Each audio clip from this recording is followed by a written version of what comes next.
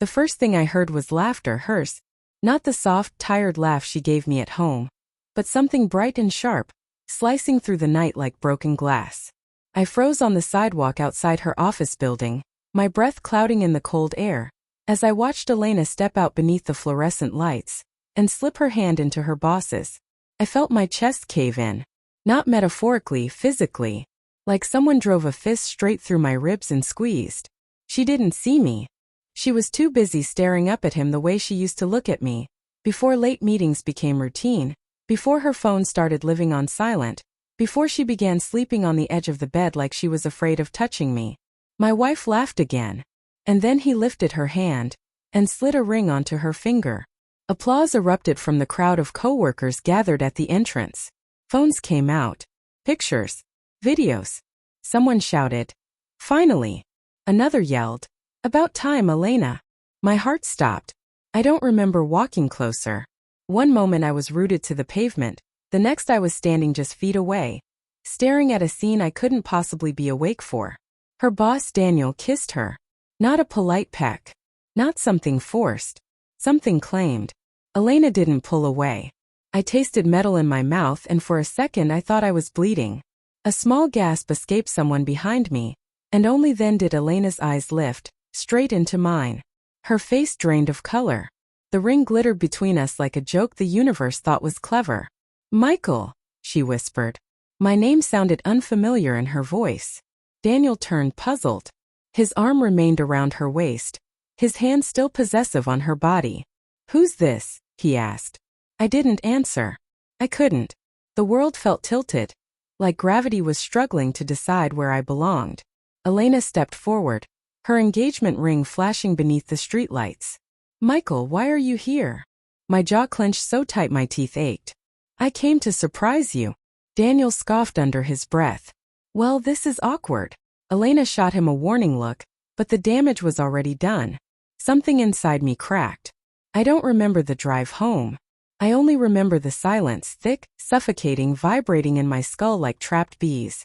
My hands were still shaking when I walked into our kitchen, the one we remodeled together last year. Her coffee mug from the morning sat in the sink. The same brand of tea she always buys was still sitting on the counter. Everything looked normal. That made it worse. Normal shouldn't hurt this much. My phone buzzed once, twice, 5 times. Her name. I stared at the screen until it dimmed. Then I turned it face down. I couldn't listen to her voice. Not yet. Maybe not ever.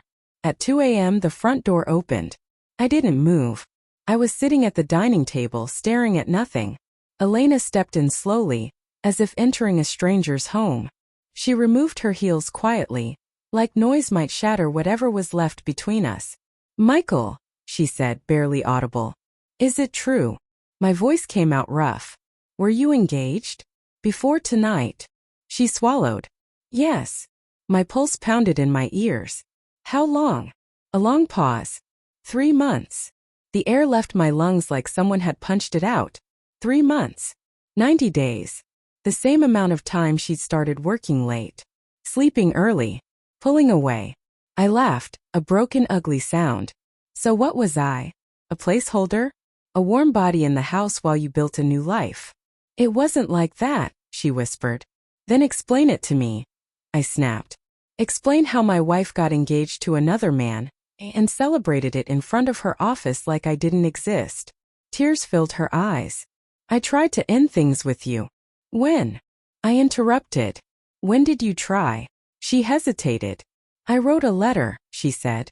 "I couldn't say it to your face. I left it in the drawer of your nightstand."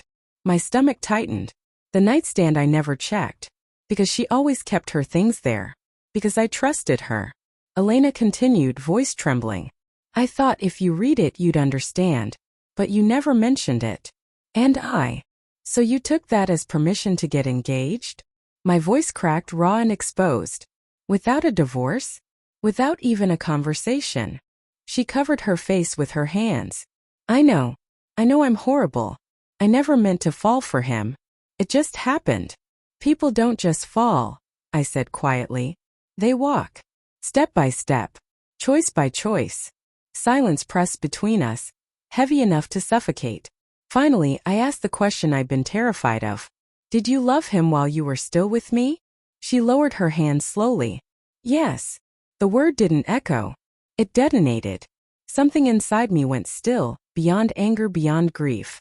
Numbness settled over me like frost. I stood up. Michael, please, she begged, reaching for me. I stepped back. Her hand hung frozen in the air. I don't hate you, I said softly. I wish I did. It would make this easier. She sobbed. I'm so sorry.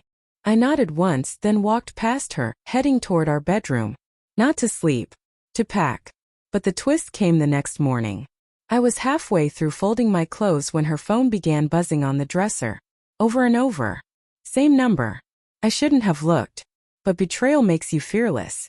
The voicemail clicked in automatically, speaker echoing through the room. Daniel's voice. Furious, sharp. What the hell were you thinking announcing it tonight? I told you we needed more time. Do you realize what you've done? My wife is filing for divorce. The board is furious. Don't call me. Don't come to work. It's over. My blood ran cold. Wife. Daniel was married. Elena hadn't destroyed only our life. She'd destroyed hers for nothing. I turned and she was standing in the doorway, pale, shaking, eyes wide with shock. She must have heard every word. Elena, I said quietly, you didn't just lose me. Her lips trembled. You lost the man you ruined us for. She collapsed into the doorframe, sobbing.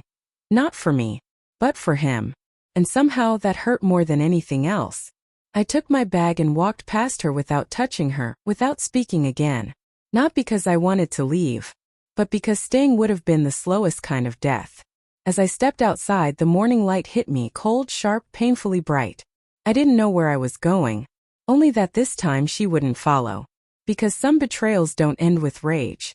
Some end with silence, when the person who once would have done anything to keep you finally stops trying at all.